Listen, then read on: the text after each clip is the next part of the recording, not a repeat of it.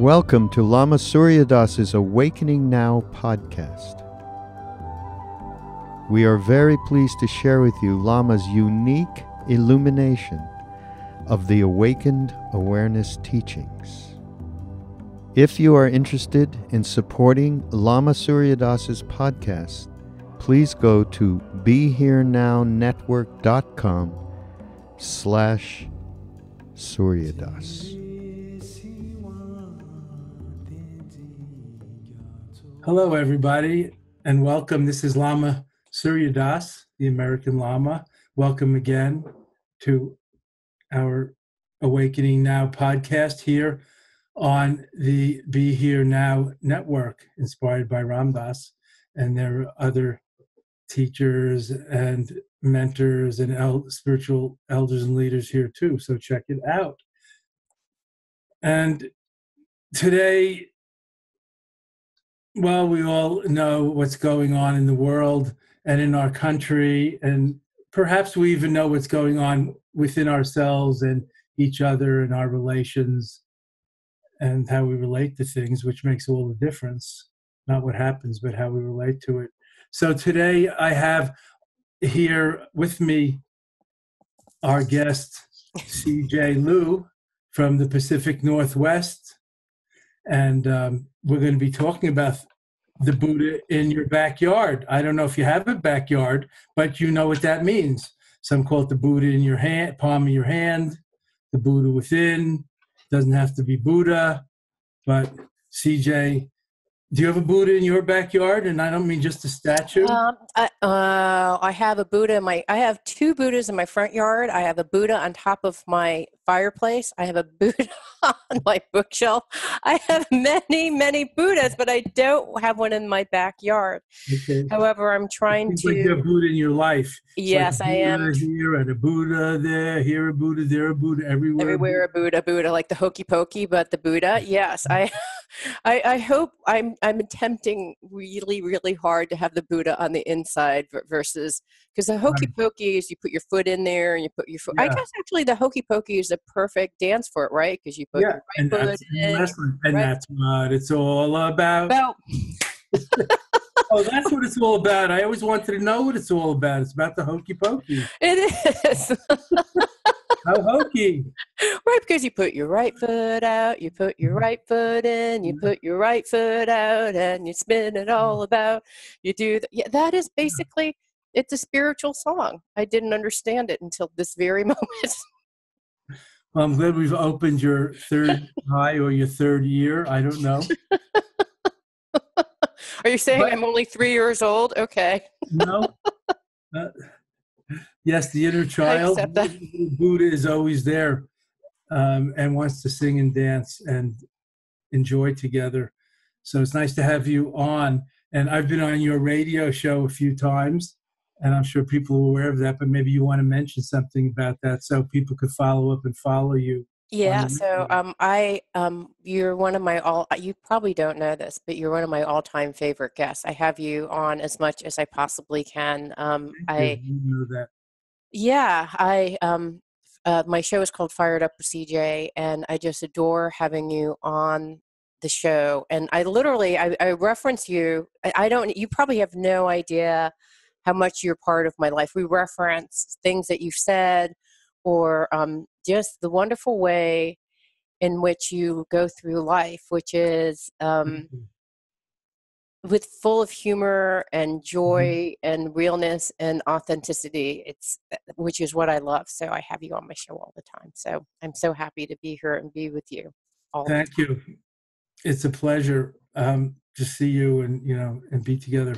And this question of how we can, what you said, I hope, you could find the Buddha or whatever people call it within, especially in these cacophonous and fractious partisan days. But life is challenging always, and it's not always easy, even here in the first world with all the advantages that you and I enjoy, which everybody in the world doesn't have. But even here, we read the news and we see what's going on, and people are very angry and argumentative and unhappy and restless and there's a lot of inequality and injustice. So I wonder, how do you find peace within if you don't have a Buddha in your backyard? See, I have a Buddha in my backyard. So I just look at it, I put out some breadcrumbs out there and then watch the birds and the rabbits eat it. And I feel like I'm doing a good deed for it. No, that's not that profound. I think it's super profound, actually. I want to be you, but right now I'm me, sadly. So I don't know. There's a part of me that gets super meta, and I think, well, and I get all, everything is impermanent, and somehow the divine order is just like destroying everything, or like Kali destroying everything in its path. And perhaps that's what's needed to be done. I don't understand it. I don't want it. I don't understand it. I'm grasping what used to be, but there's a part of me that goes, well, maybe this is good for me. Maybe I have to let go of a bunch of different things. So there's that part. That's my meta part. There's the CJ that argues with her husband because my husband, what happens is my husband gets really upset, and then I get meta with him, and then he gets mad at me because I go meta on him. And then there are times when I'm higher than him. It must be hard for him. It is a view of yourself from up there. I know. I need to just say down on him. I know. He said exactly. He said, just say to me, "Aw," or "I get it," or "I'm mad too," because it's upsetting him that I'm not equally upset. So, do you get upset when you when you listen to the news? Does it hit you and then you go someplace else, or what happens for you when you hear the news? Well, yes, I get upset and I feel angry, but I can also manage that, and I try to see like where the other people are coming from and think if I grew up there and I had that information and I was in that information silo listening to that news, or I didn't read, or I live in the blue bubble here in Massachusetts or in America, even, a democratic country rather than the Middle East or the Amazon rainforest, in a tribe, I would probably see things the way they see it. Yeah. So I was quite upset by the hearings last week, and yet I was very, very touched and moved by the brave women who spoke truth to power. And I think that was unbelievable, and they moved the needle. Perhaps more than a million women march in Washington might have done at that time. And it's encouraging. So, and this too shall pass, as you said, in the meta view, as you said, CJ, in the meta view, in the bigger view, we know this too shall pass. On the other hand, it does seem like a new era and the new normal. It's not just it ain't what it used to be, but it's not so great. And a lot of people are suffering from it. Now, if we think about like the tsunami that just washed over Indonesia and 800 people reported dead already and all the loss, like Haiti a few years ago or Katrina, of course, that's a bigger problem. But we have some real endemic problems here in this country, and women not being heard, abuse victims and incest victims not being heard, whether it's pedophile priests being switched here and there and protected by the institution, or the old boys network, or senators and Congress people being protected by the institution. It's not that different. So I feel like optimistic that things can be changed for the better. But we have to work on it and speak truth to power and do it together and wake up and not just react angrily and kind. Like if a Supreme Court judge gets mad and lashes out, that tells you something about him. It's not that objective. And yet those young women who accosted the senator at the elevator that went viral all over the web, they didn't lose it. And they didn't insult. And they stayed on point and on mission. And I would say that was like some kind of practice of nonviolent or mindful politics. Mm, That mm. was very awesome. And Yeah, they I've stayed yet to on see that mission. video. They did Yeah. not get pushed away, but they didn't attack, and they repeated what they had to say, and they were personal about themselves, not about him.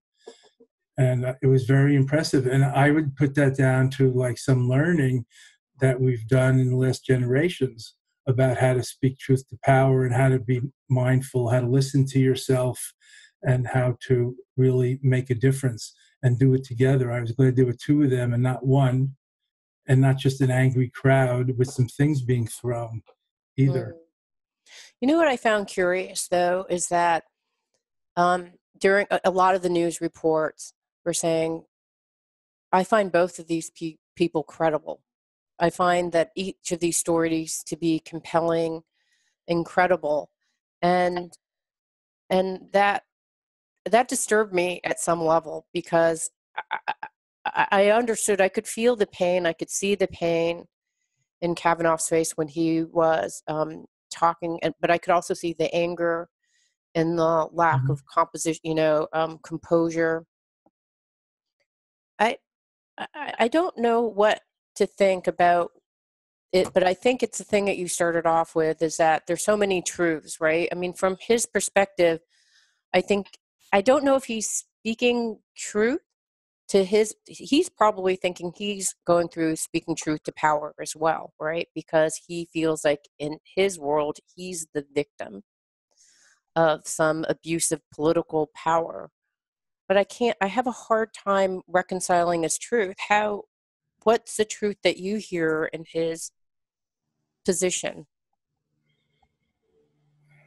Well, he obviously took umbrage and lashed back and felt victimized and said that he earned his way and all, but he left out that he was part of the privileged class and grew up in the wealthy suburbs of DC and went to a private high school, which, and so Georgetown Prep or whatever it's called, yeah. Yale, and other things that he, just takes for granted.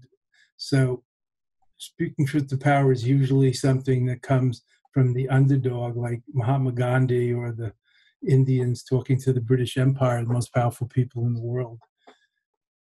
I think he, like many of the politicians, showed themselves, with the half-truths and the spin, and using the word credible, which I think means believable.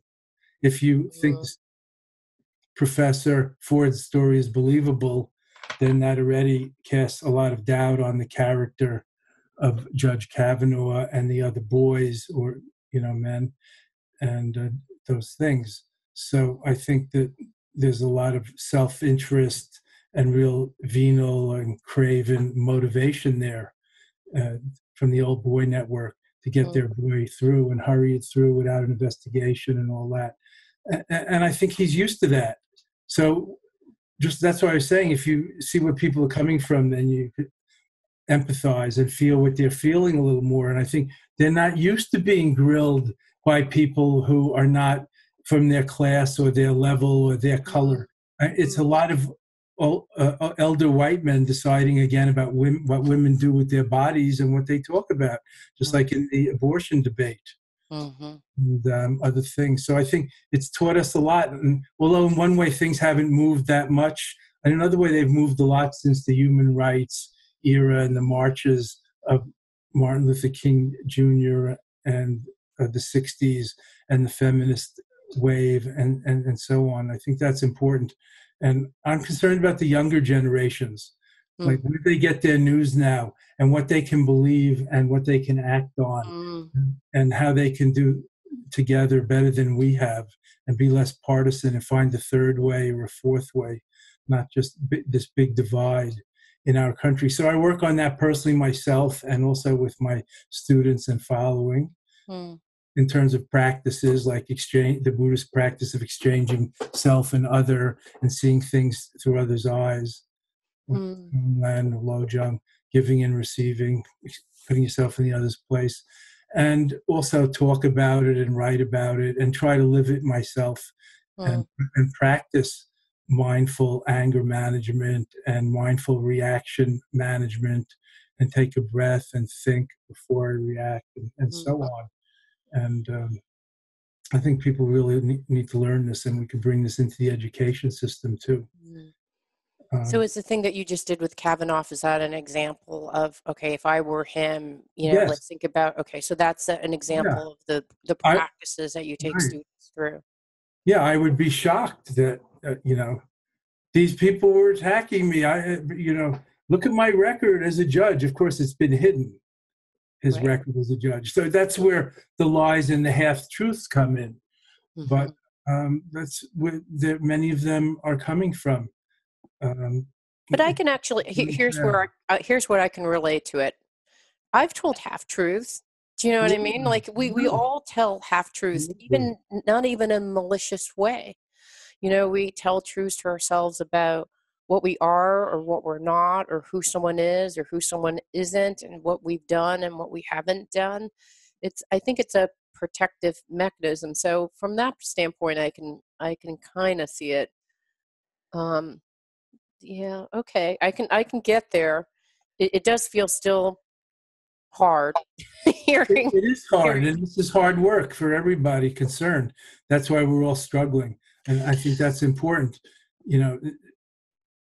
This makes us stronger and develop our inner strength, not just our outer muscles to have force or strength over someone else, but develop our inner strength, such as patience, forbearance, and to inquire. I don't want to say investigate because I'm not the FBI, but inquire further. What is true? What is real? What is important? How can we make this a win-win and not just a zero-sum, win and lose game? And how can we have difficult conversations, as the book is called, or nonviolent communication, another classic in this field? And how can we get to yes when so divided? And I don't know what's going to happen in the upcoming elections, but I'm definitely also at work on the outside level. And we Buddhist teachers, about 140 of us, signed something that went around to a few million people on our followings and lists to get out and vote and things like that. How important it is, and try to reach the young people to get out and vote in the midterm. Yeah, I have to remind my son, who just is the first election that he can vote in North Carolina. So we really want him to vote. Get out and vote, and to decry violence, and to listen and learn to listen a little, and be patient, and recognize that there's two or more sides to everything, and things like that. Just the basics, and also have the meta view that nothing is as important as we think it is in the moment. And I'm going to repeat that because that's, like the view and the mystic's view. And I'm sure Father Thomas Keating, who I saw the other day, the American Christian saint who's at the end of his life, he would agree. The meta view is that sometimes God squeezes us, and that may hurt. It also is part of closeness. That's how. That's the first time I've heard that. I like it. Part of closeness. It's closeness. It's like being rolled on in bed by your partner. Maybe, I don't know if that's gross, but I'm a macho '50s white guy too. Part of some old boys network or other, I'm sure. So the closeness and the squeezing, and with the squeezing, it's like birth pains can be painful, but also joyous, and bring birth a whole new life and way of being. Of course, the Buddhist view is that unenlightened life is full of suffering and difficulties. So that's sort of the saying, as God squeezes us, doesn't just embrace us. Yes, it just doesn't embrace us. A little bit squeeze, a little bit too tight. And a little surrender, a little acceptance. A little acceptance can go a long way towards transforming things. So the middle way, not all or nothing. All right. So as a woman, going through and watching on Thursday and on Friday, I was just thinking, I can't believe they're not doing an investigation. I just cannot believe this. And I was like, what does this say about my role in society, that someone can go in and cast a whole bunch of doubt, and because people want to have this judge in before the election so that they will stay in power. This woman is not going to be heard, and she's doing this great, incredibly brave thing. And it's just like every other kind of Me Too experience that's ever been reported. People are like, okay, I get it, and I was feeling impatient and angry.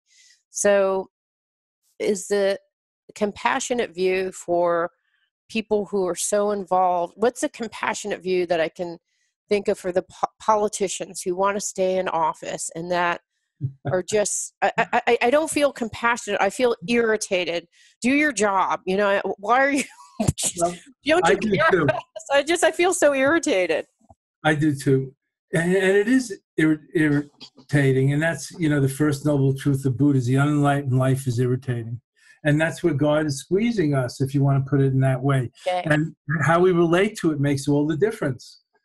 Like, keep it real. Life is gritty, and it's not all pleasing. It's not all the way we think it should be. And I try to remember that nothing matters as much as I think it does in the moment. I don't understand and know everything about this, and try to listen carefully. So I listen to Professor, I don't watch the news this much usually. I listened to Professor Ford's presentation, I guess it was Thursday morning, and then Judge Kavanaugh's presentation Thursday afternoon, and thought about it. And try to cultivate some kind of even-handed equanimity or objectivity, and listen and see what's the self-interest and what are the motivations and what's my own self-interest and motivation. Of course, people want to get elected and be in power, and it's called public service. Sometimes the service and the public gets a little forgotten in there, in the cronyism and corruption, and the business of America is business, as somebody famously said. But I like to remember back, and I'm a 60s guy, so excuse me if I'm dating myself.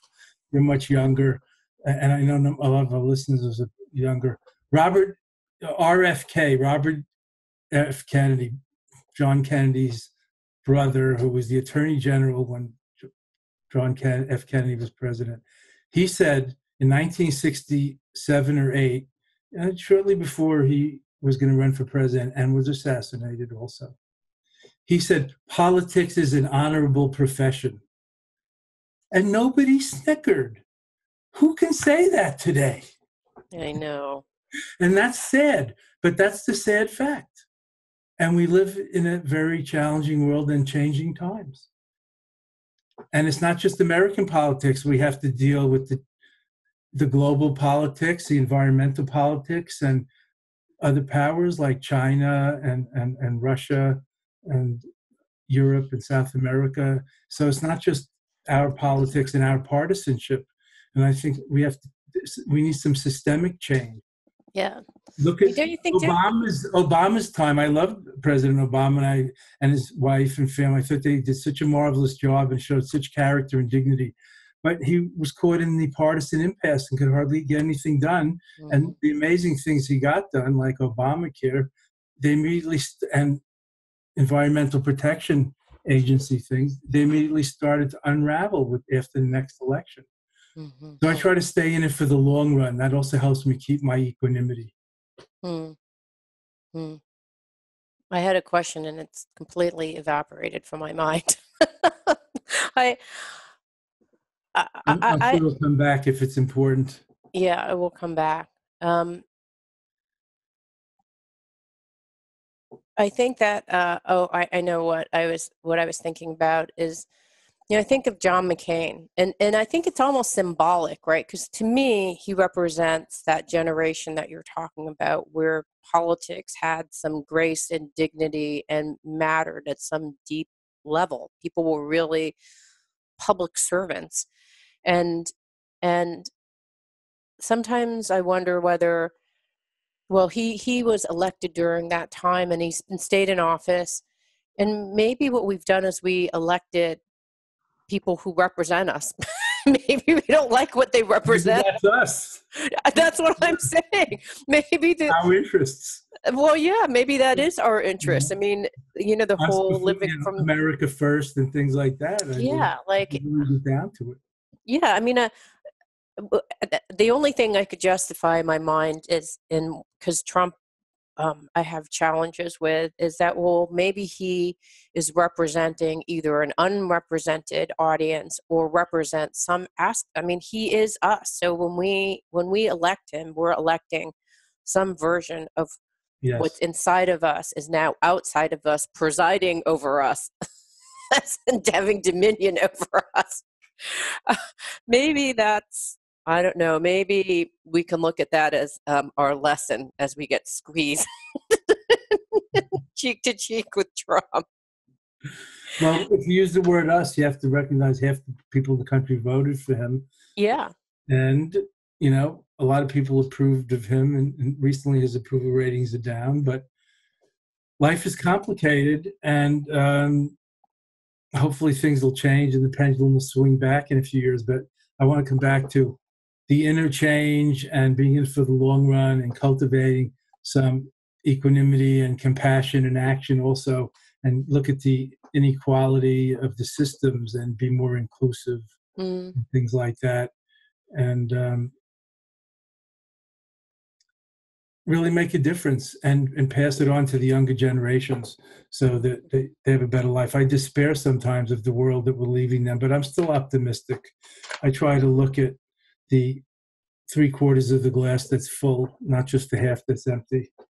Have you talked to an 18-year-old, 16-year-old, 20-year-old? They're phenomenal. I actually think they're phenomenal. And just looking in their eyes gives me hope, even though maybe they're a little lost and there's a lot to be lost about. Mm-hmm. But, I remember that. I vaguely remember that energy and that optimism, and you can shake the world. And maybe in the 60s we did, maybe not. But every generation has that. Like you said, John McCain's generation did something too. And the so-called greatest generation did something great when there was dire need around World War II and all. So I'm not even sure it's worse now than ever. I was discussing this with my Buddhist teachers colleagues at a Buddhist teacher meeting that we have every year. And some of them were saying it's much worse now than others. And then somebody else said, I'm not sure it's worse than the 2 world wars and the Depression. Well, when the bubonic plague wiped out 1/4 of Europe and things like that. That's interesting. So you can kind of view, there are many catastrophic events that force us to rebalance. This is our bubonic plague. I'm dying on the inside. I guess I should be dying. I guess that's what it's trying to have happen, right? I'm dying on the inside. Maybe that part of me that is impatient and tells half truths and gets mad. Maybe that part is getting detoxified. That would be the most hopeful way of thinking about it. Yes, some people think of it as a purification. A disease is a purification. Yeah. The ripening of bad karma, and don't make any more bad karma. Try to sow positive seeds rather than negative ones in the world and in your relations and in the loved ones and in the environment and so on. So maybe it's a wake-up call, but it's a harsh wake-up call. And the Buddhist teachings are that the enemy, the crisis, the critic can be our best teacher because they encourage us, they help us gain inner strength and forbearance and humility and know we're not in control and we're not always on top and, things go up and down. But that's how I stay positive and hopeful during these times without being Pollyannish. I mean, I try to be a spiritual activist and do things and make things happen and make a contribution. And I think that's important, not just meditate and not just pray, which has its own effects. I think it's important for us to pull together so we're not pulled apart. And, these are good times to be talking together and to be talking about these things and to be spreading the word. And getting the young people motivated, and also, dare I say, give them a little backing and direction and leadership, but also get out of their way and let them come forward. but always back them mm, and empower them and get out of their way and let them come forward. I think that's very mm, important. mm-hmm. So therefore, we're in the faster media now. Now we're on the web, and have Yeah, social media and other things that we all do, not just teaching people in person or writing books and articles. yeah. And, it keeps evolving. I think activism, is a service, and we need a compassionate and wise activism, not just making change for change's sake. Mm. Change for the better, a better world and a better future for everyone. When you think of wise action, are there certain nonprofits or groups that you look and think, yes, this is an example of what that looks like, activism done?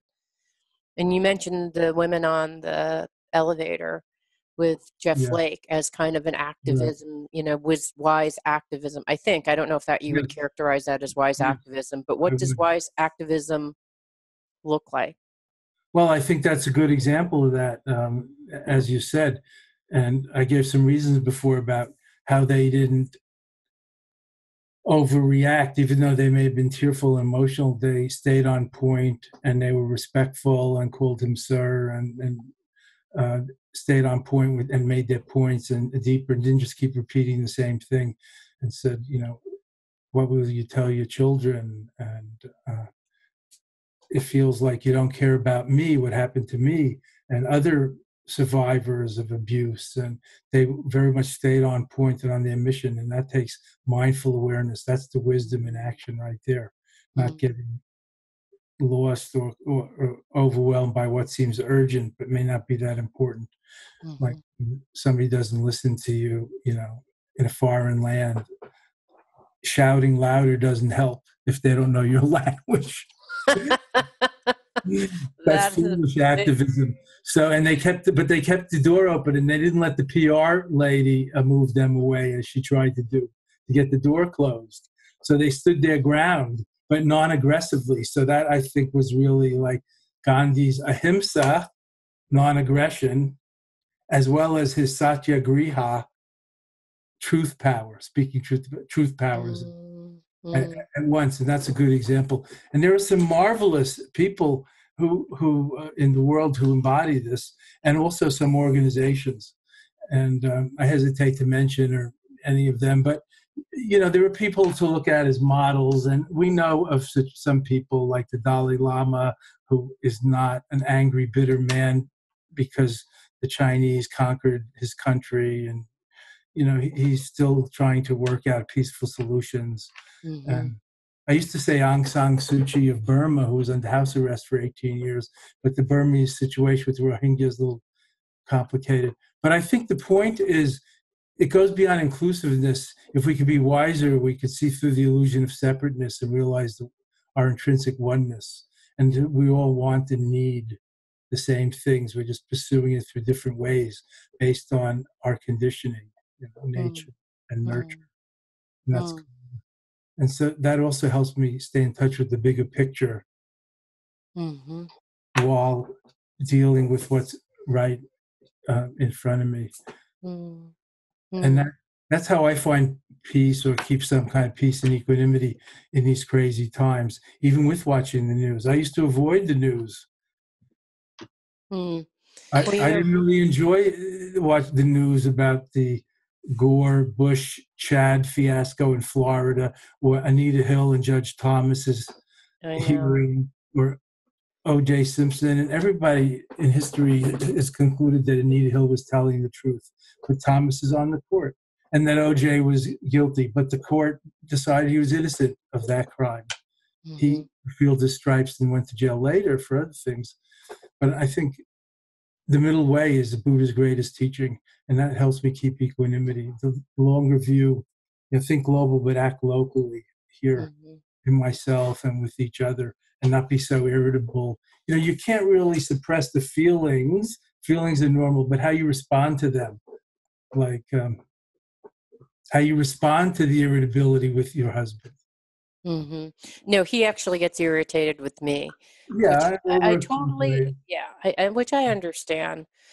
And here's the thing that here's the part of Buddhism that confuses me, Mm-hmm. is the whole idea of allowing something to pass, right? So, if you engage in the mind and you act from a place where you're not really centered in your Buddha in the backyard, let's say, and you act from that place, it's better not to act. So you don't want to create bad karma.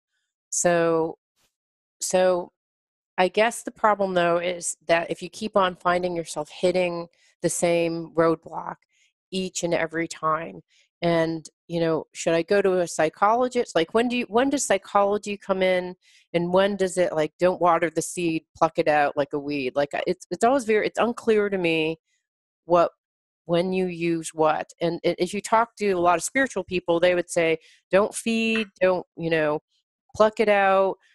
If you talk to psychologists, they'll say, that's a little bit too simplistic. So and I know we've had this conversation before about psychology and Buddhism.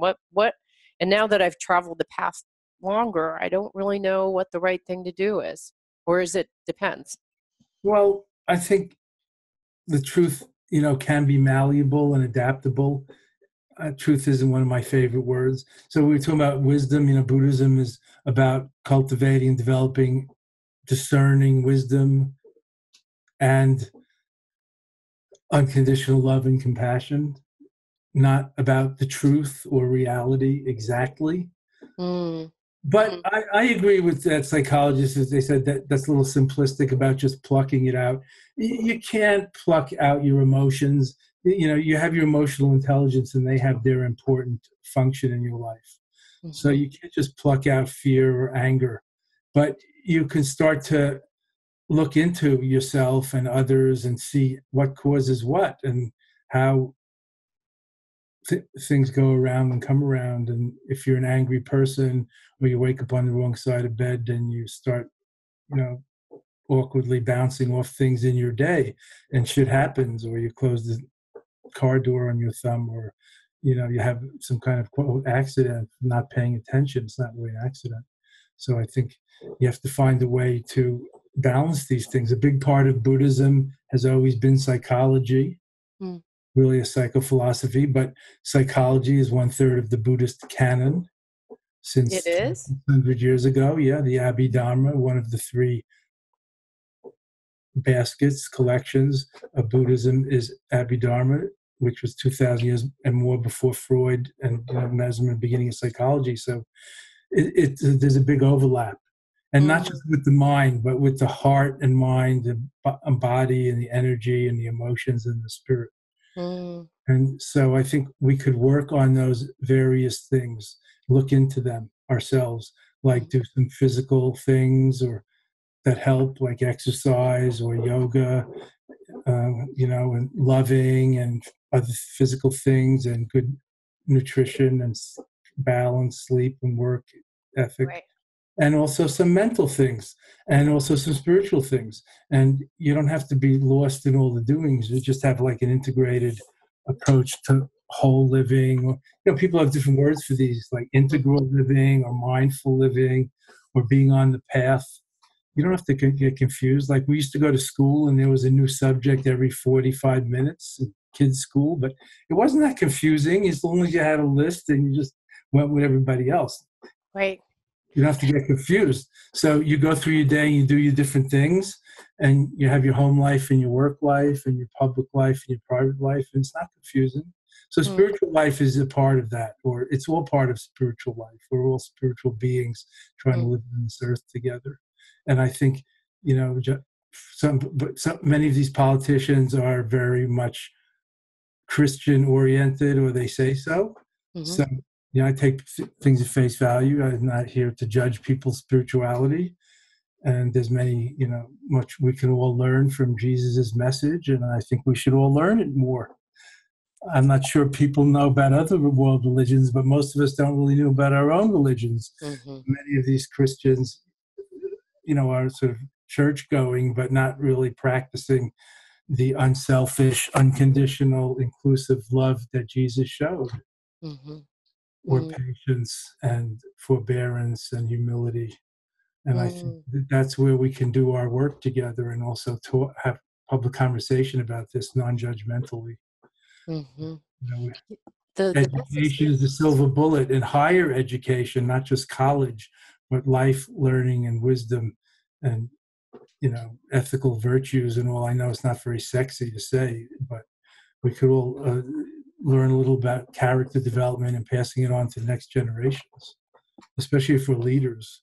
Yeah. I was thinking when you said that, there was a period of time when I studied to be a mediator, and I would go to the small claims court in the city of Seattle. And if people didn't want to go to court, a faster route was for them to go and get mediation. And so I was the person that they'd come and see when they were arguing about, a remodel that, someone felt like they didn't really want to finish the remodel because of, the work wasn't done to standards, or and there I had many interesting cases. One was two people who were alcoholics, and one had had a table that he had said for this other gentleman to watch, and then he disappeared. And so the other gentleman thought he had died. So he had taken the desk and made it his own, and then also found out later that he took the girlfriend also because he thought this guy had passed. So he took several things that this guy cared about, or had relations with things that this guy cared about. And they were arguing about this table and who owned this table, ostensibly, right? But they're arguing about something completely Yeah. different. But it was mediation was one of the best things that I could have ever done in my life. Because it does get you to equanimity, because when you listen from the perspective of the guy whose Mhm. table it was and who was so hurt that this gentleman took his table, and there was just such a bond of trust that was broken when he felt like this guy took his table, and he was just so hurt by that. And then the other guy was like, but you never even had the decency to tell me that you were alive. That also hurt, and you were just listening to just this raw truth of these two people. And the more I did mediation, the more, and if you're truly, because I have no stake in anything, right? As a mediator, that's where you want to be. And when you listen to the two positions, you can get to the point where, wow, I kind of see this guy's position and I see this guy's position, and there really is no right? It's whatever both of them at this very moment can Yeah. agree I on agree with. Yeah. is the best thing. I ran into a gentleman when I was on an airplane, and we were flying, and I can't remember. I've had several people that I sit to next to. Some people who are like the complete opposite of me. And so I was sitting next to a guy who was a Montana farmer rancher. And he said to me, I don't think gay people should ever marry or have children. And I said, "Oh, okay. How come?" And so and of course, I actually have several gay people in my family that are married and have children. So, I mean, this is not something I'm really thrilled to hear. But at the same time, I Yeah. spoke to him during this whole. I don't know. I think we were talking for an hour and a half on the plane, and I was just not judging. I was just listening to his position, and I literally like, okay, I get it. Like he thought that marriage was something that was sacred in his mind, and that it was between a man and a woman, and that he felt that in from his religious upbringing. And it really was a front, because it made him feel like it invalidated his marriage when two women were getting, or two men were getting married. Mhm. It was an invalidation of his sacred bond with his wife, and it hurt him.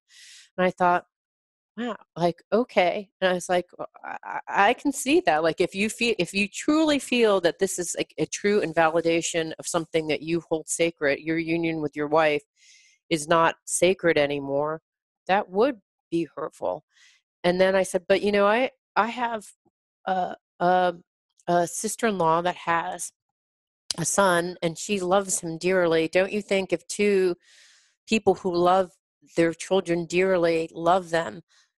Isn't that the main ingredient? Like, if they love them, couldn't that just be enough?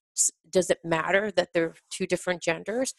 And he got to the point, he's like, okay, I can see that. If they both love them. And I said, because there are a lot of heterosexual couples that don't love their children and have all these problems. So I can see how, if you can get to that place, So that place is very important. It's the other point of view. yeah. Seeing through their eyes. Like, oh, I didn't realize it actually hurt them. Not just intellectual. It made the word marriage seem like less than they had invested in it or what it meant to them. Yeah, that was interesting to see. I don't know whether it meant anything to him, but it was one of the most meaningful, plain conversations I've ever had. Well, I didn't know you were a trained mediator, CJ. So that means I'm thinking you're uniquely qualified to say. So how can we listen to the news and know what's going on and be informed, and then take action or be informed citizens and voters and make our decisions appropriately about life, and not just on election day but every day? How do we get to that objective, like hear both sides or more sides, and know there's no one truth, but there's different ways of seeing it or experiencing it? So how do we navigate, and how do we unify rather than divide amidst so much division, whether it's partisanship or just local animosities, not to mention border conflicts and what's going on in the Holy Land with the Jews and the Palestinians, or in other flashpoints all over the world? Yeah, I think it's two things. One is I'll give you an answer through an example. So I was in a book club, and after Trump was elected, there were, and the book had some Republicans and Democrats, and Seattle generally is very, very liberal. And I saw two people who've been on this book club for years, like 5 or 6 dear friends, and they were just at each other, arguing and arguing. And I just sat there, and at one point they said, and I didn't even know what I just sat there because it wasn't clear what the right thing to do was. And then someone said, CJ, what should we do? I was surprised. And I said, well, one, I think you need to listen to each other, because you're talking at each other and you're not listening. I've noticed that, this person says this and the other person is not really listening to what this person is saying.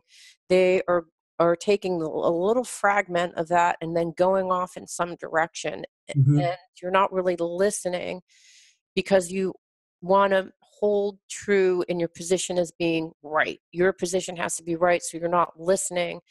And the other thing that I noticed is waiting to continue.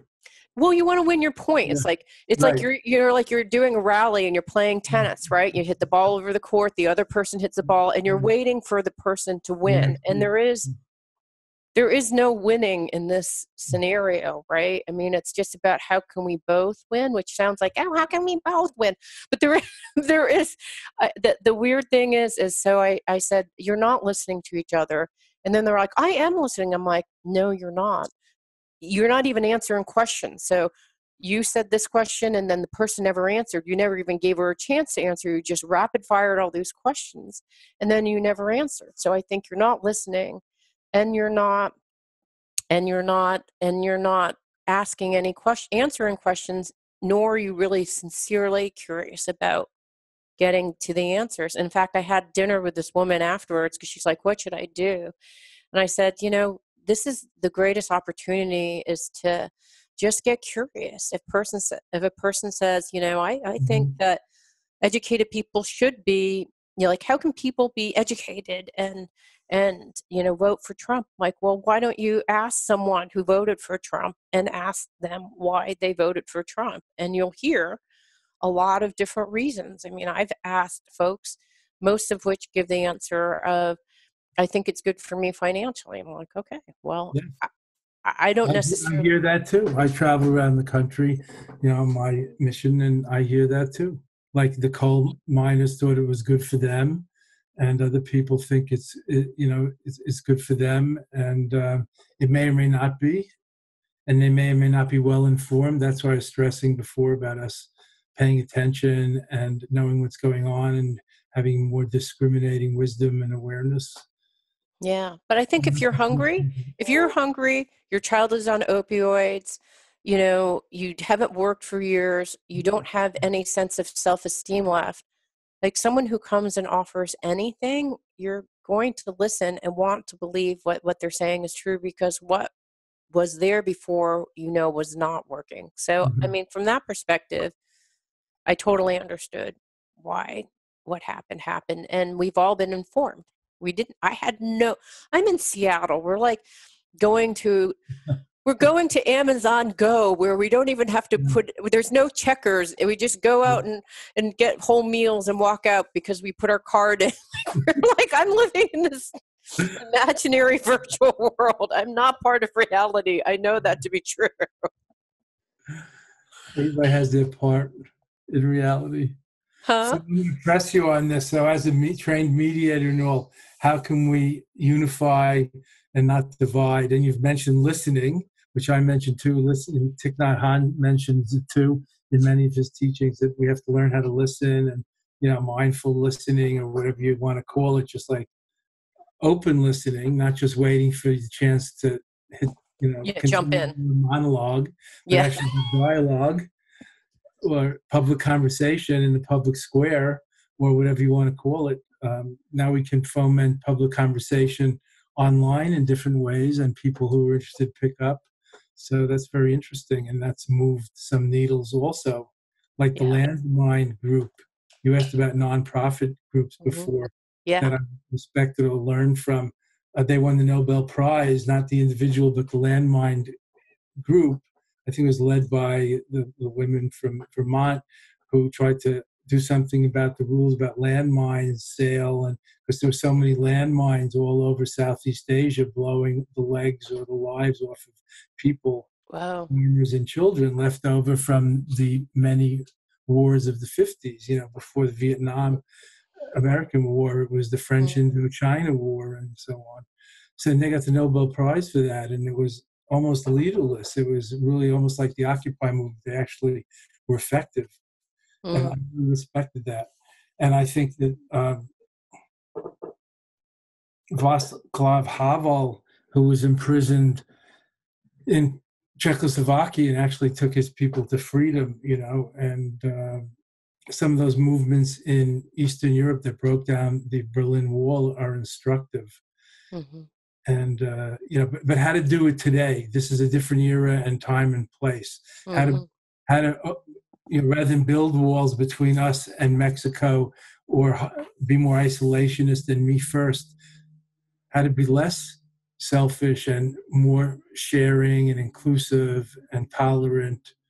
And you know what, I have to tell you, one thing that bugs me is and all this diversity training, because what I've noticed, I've seen people, and maybe it's just I've seen people do it in ways that I don't appreciate, but we're all different, right? So because I'm Asian, I have a certain frame of mind. I was raised, my two parents are both from China. I have a certain kind of way of looking at things.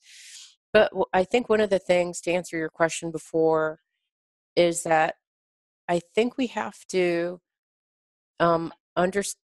ask a lot of questions. Don't assume we know anything, right? I mean, if you see Crazy Rich Asians, that may not be my life. If you see Amy Tam, that may not be my life. So instead of presuming that is my life, and then I think there's not a lot of asking questions of, what is it like to be Asian American? Do you think that there are biases but what I've seen in a lot of this kind of let's unify together is more like a blaming and judging. You shouldn't be, first you have to call me this gender pronoun, then you have to do this, and then you have to do that, because the way you're doing it is wrong and bad and makes me feel bad. And it feels like finally I have like the nerd's revenge. Like, let's say this was Asian, I can be like, finally I have the nerd's revenge. I can go and tell you all the things that you're doing wrong. I just think that that actually is something that is guised under unifying, but I think actually what it does is it separates us more than unifies us. I think it's good to differentiate when someone needs to differentiate, like, why do you spend so much time talking about the ACT? Okay, like I can tell you why I care so much about that with my son.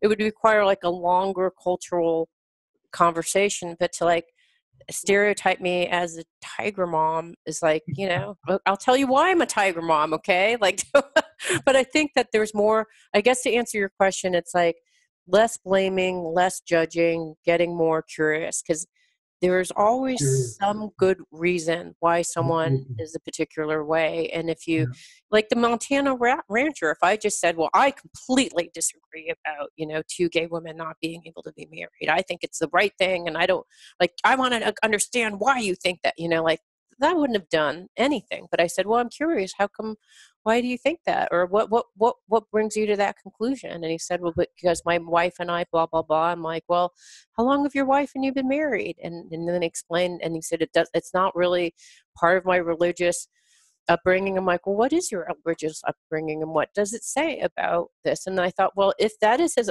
religious upbringing and this is what he truly believes, then I can understand why he would think that. So, but you have to get curious and ask questions, I think, way more often, I think, for me. Listening and questioning and opening. Yes, and I'm thinking also, I'm going back to like the aggressiveness in telling people they're wrong or, trying to homogenize everybody and everything. So I think the middle way is called for again here. And also working on our own unbridled aggression or insatiable craving or, whatever it is, or paranoia or the things that we compensate for,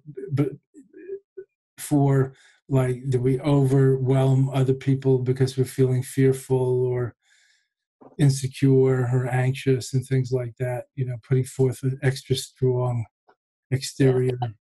Yeah. Like public people often do. They have a big exterior and a small, like Wizard of Oz, behind the screen inside. And the gap between the real person inside and that exterior is a killer. That brings a lot of addictions and suicides and, dysfunctional celebrity action and all that. But they are us, and we do the same because ourselves are so presumptuous that myself is filled up so much of my life that there's almost no room for that which is beyond myself. And I've been working on this my whole adult life, so I'm very sympathetic. But you're saying, so the people thing who are selfish and don't know how to get out of it, or want to get out of their rut but don't want to leave the rut behind. I'm very sympathetic. So what you're saying, like you're one way inside and you're another way outside. What does that mean? As people call, some people have a Napoleon complex. If they're too short, they need to be big in the world. Yes. Some people feel very small inside, so they project a very big outside, and the gap between the Tin Man or the cowardly lion outside and the little cringing, fearful being inside is a huge gap, and that's an inner conflict that has to be dealt with and resolved. And that's where psychology and psychologically astute physical and emotional and energy, inquiry practices, spiritual practices can come in, and also asking for help. Getting help, not just from therapists and doctors. Like your rancher probably prays to God for help or Jesus. So that's asking for help. It takes a lot of lowering your pride to ask for help. Right. Right. Whether you believe in God or not, asking for help is a questioning and a listening.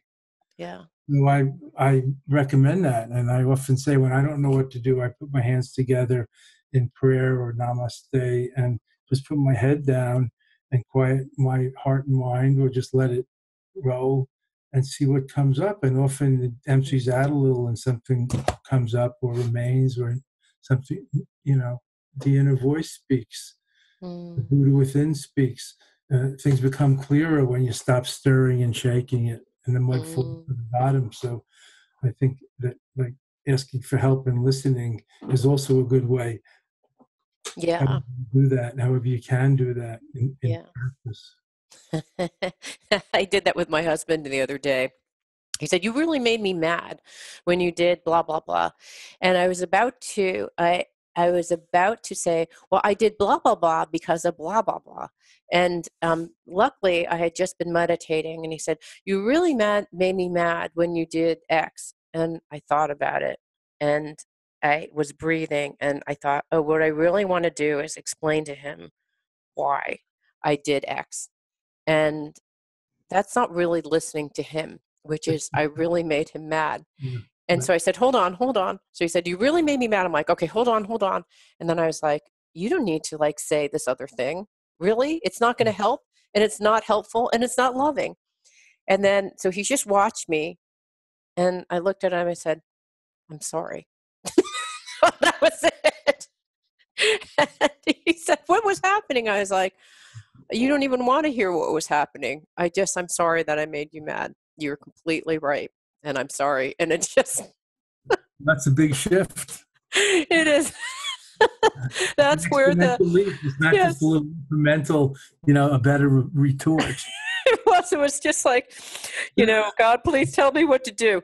I'm sorry. And you know what? That thing would have gone on for like 10 minutes, on and on, me explaining, and then him explaining why his thought about why he was justified in being mad was right. But it was just like, 10 minutes, no, 1 minute contemplation, 1 minute saying you're sorry, it was done.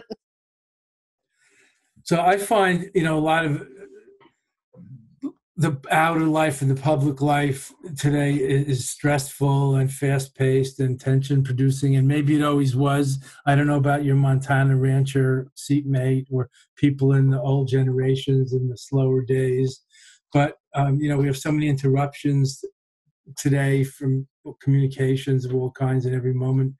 But I think having a wholeness of intention or integrity of intention in the present moment is like a character virtue that we can develop.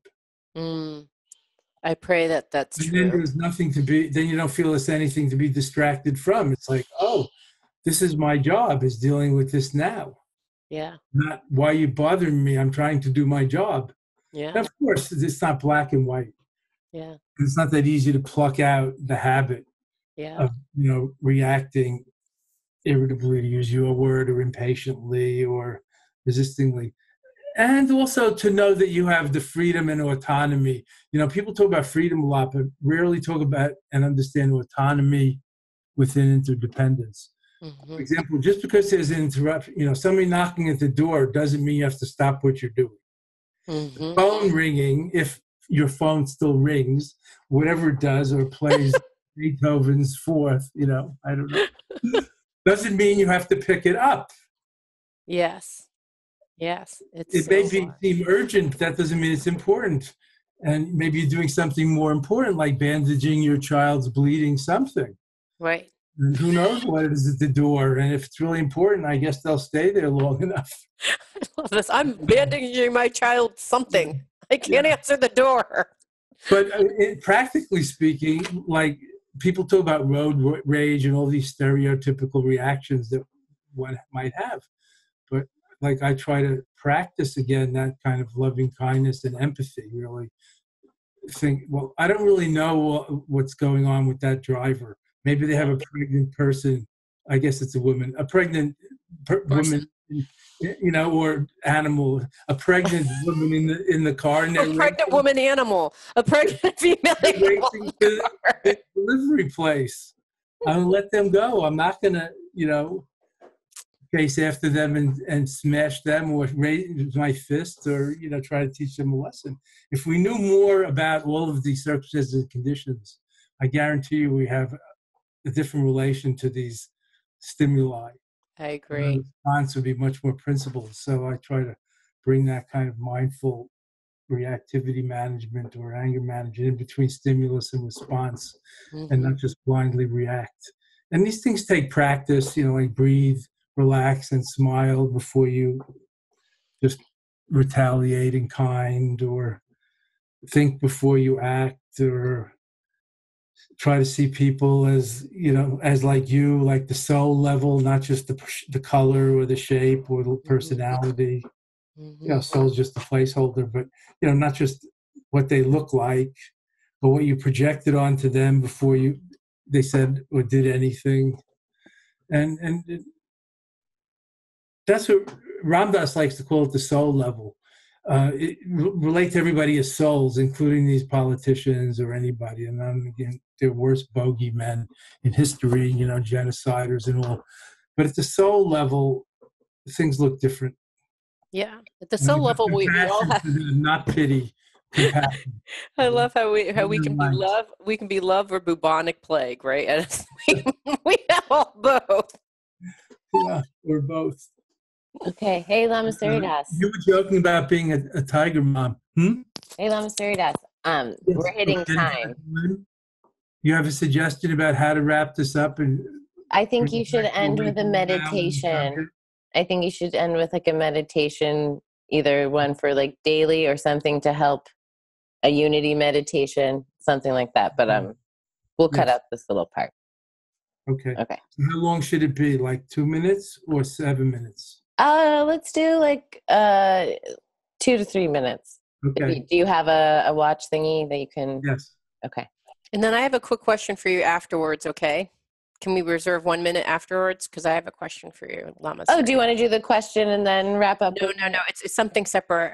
There's a presentation in Seattle with Amazon and Microsoft, and I wanted to check his availability to see if you can. Oh, gotcha. Okay.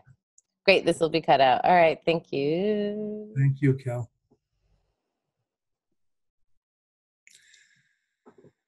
Well, it's very nice being with you as always, CJ. Tiger mom or not. light carrier or bubonic plague. It takes all kinds and all things to make a world. I mean, that's a cliche, but it's so true. Absolutely. So I'd like to complete our time together, especially since we're so interested in trying to see the unity and diversity and bridge the conflicted gaps, but not homogenize everything, with a little prayer and a little chant and a little contemplative sweetness, let's say a little meditation, a moment of mindfulness, because we can take a breath and breathe, relax, and smile at any time in the day, wherever we are, even just waiting at a light in our car or standing at the elevator before we go up into a building. So I assume you make yourself comfortable. So breathe, relax, and center, focus, and smile. Don't work too hard at it. Just breathe, relax, and smile.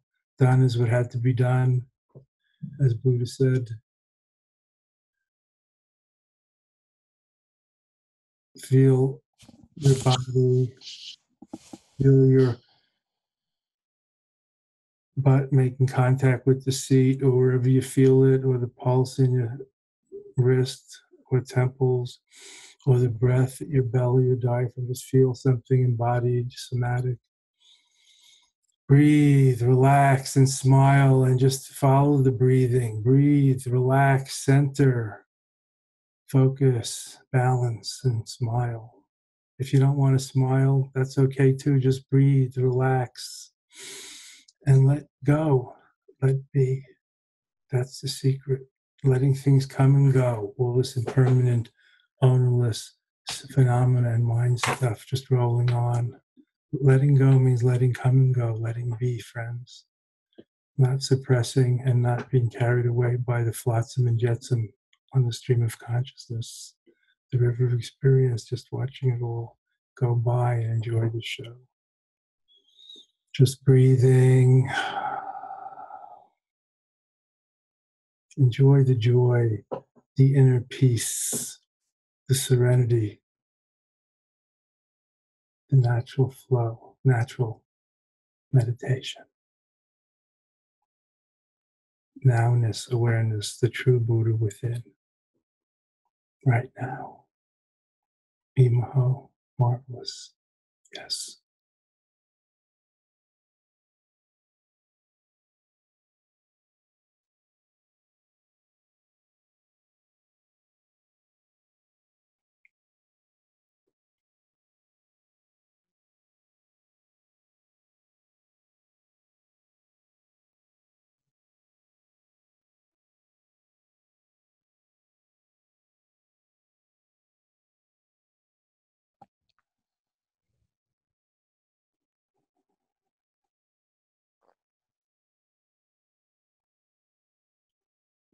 Breathe, relax, and smile.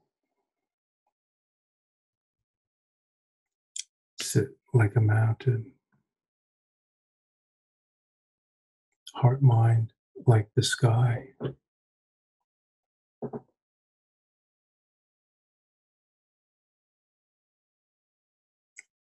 Open, spacious, luminous,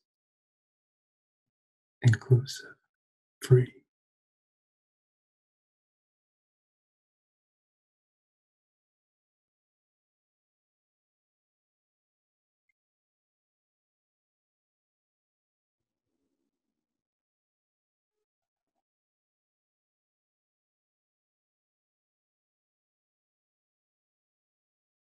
This moment, and only moment, this breath, only breath. Yes, the joy of natural meditation.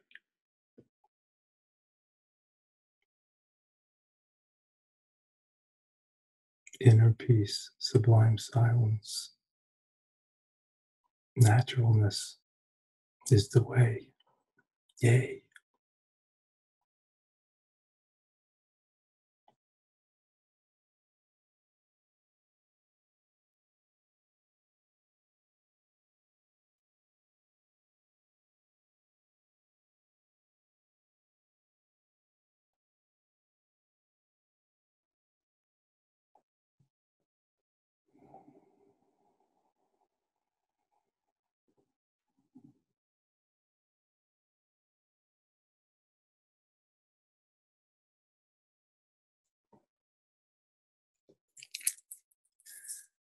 May all beings everywhere with whom we are inseparably interconnected and who want and need the same as we do. We're pursuing it through so many different ways. May all be awakened, liberated, healed, fulfilled, and free.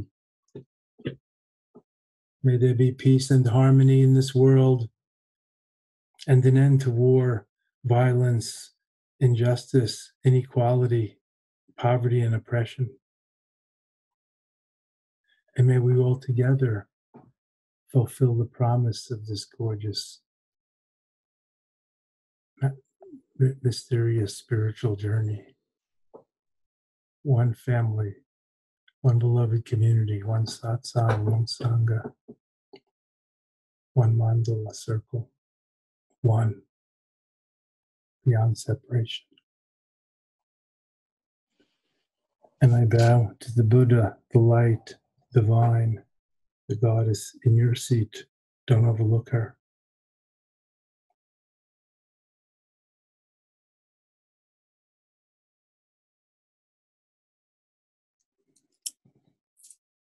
Ah, how sweet it is. You.How. Marvelous. See you next time on the Awakening Now podcast. Lama Surya Das and CJ Liu. Signing on for next time. Bye. Bye-bye.